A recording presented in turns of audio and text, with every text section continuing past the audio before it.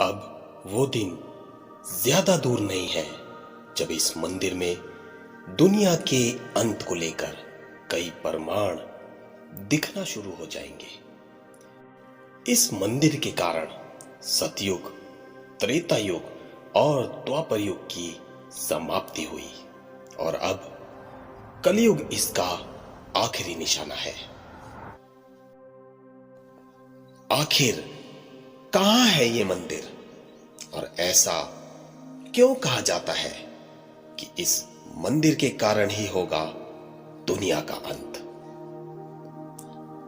आखिर क्या है इस मंदिर के अंदर कि हर युग के अंत के प्रमाण इस मंदिर में मौजूद है? आखिर क्यों भारत सरकार भी इस बात को सच मानती है? क्या है इन सब के पीछे का रहस्य? इन सारी बातों को जानने के लिए वीडियो को ध्यान से बिना स्किप किए हुए देखिएगा।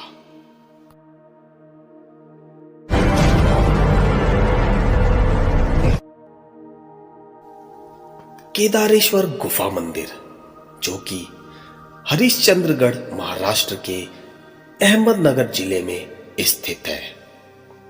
हरिश्चंद्रगढ़ एक पहाड़ी किला है और महाराष्ट्र के सबसे प्रसिद्ध पर्यटक स्थानों में एक माना जाता है। इस किले का निर्माण 6वीं शताब्दी में कलचुड़ी वंश के शासनकाल के दौरान हुआ था। यह किला सभी के लिए एक ऐतिहासिक स्थान माना जाता है।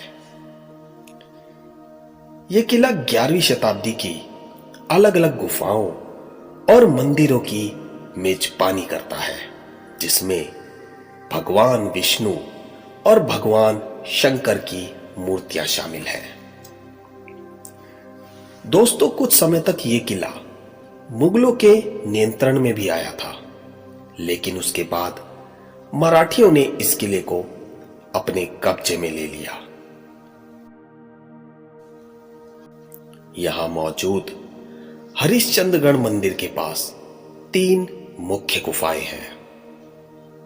मंदिर के दाहिनी ओर जाने पर केदारेश्वर की मुख्य गुफाएं हैं, जहां गुफा के अंदर एक विशाल शिवलिंग स्थापित है, जो चारों ओर से लगभग 3 फीट पानी से घिरा हुआ है और यह शिवलिंग आधार से 5 फीट की ऊंचाई पर है।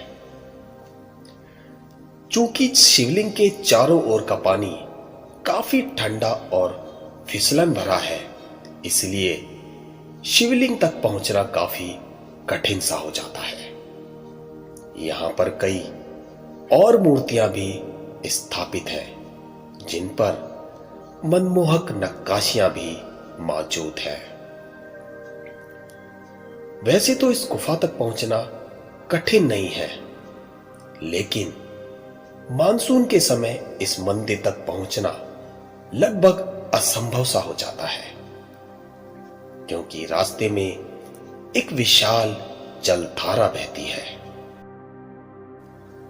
दोस्तों, बात करें शिवलिंग की, तो इसके ऊपर एक बहुत ही बड़ी चट्टान है और इसके चारों ओर 4 रहस्यमय स्तंभ स्थापित हैं।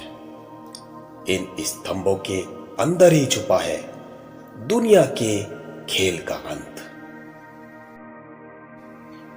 दरअसल शिवलिंग के चारों स्तंभों को आप देखेंगे तो इनमें से 3 स्तंभ टूट चुके हैं और ये आखिरी स्तंभ बचा हुआ है और इसी बचे हुए स्तंभ पर टिकी है पूरी चट्टान। इन स्तंभों के बारे में वास्तव में कोई नहीं जानता, लेकिन ऐसा भी कहा जाता है कि इन स्तंभों का निर्माण जीवन के 4 युगों को दर्शाने के लिए किया गया था। जब एक युग अपने समय के अंतिम पड़ाव में होता है, तो एक स्तंभ अपने आप ही टूट जाता है। सतयुग, त्रेता युग और द्वापर युग के अंत के साथ ही एक एक करके अभी तक 3 स्तंभ टूट चुके हैं और अब आम धारणा यह है कि जिस दिन यह चौथा स्तंभ टूट जाएगा वही वर्तमान समय का अंतिम दिन माना जाएगा। इसका सीधा साधा मतलब है कि जब यह स्तंभ टूटेगा तो संसार में प्रलय आएगी, चारों तरफ त्राही त्राही मचेगी और कलयुग का अंत हो जाएगा।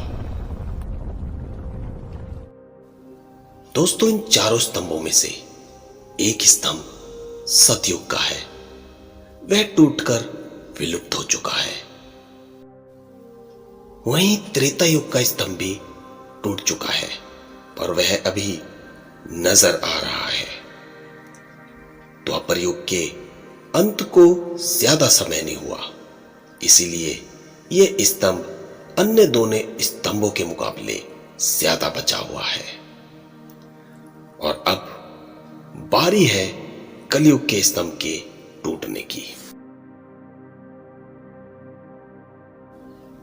दोस्तों, जब आप महाराष्ट्र की टूरिज्म ऑफिशियल साइट पर जाएंगे तो वहां पर केदारेश्वर मंदिर के बारे में पूरी जानकारी दी गई है और साथ ही साथ यह भी लिखा हुआ है कि कैसे इन चारों स्तंभों का संबंध चारों युगों से है, कैसे ये चारों स्तंभ दुनिया का प्रतिनिधित्व करते हैं और कैसे आखिरी स्तंभ के टूटने पर होगा संसार का अंत।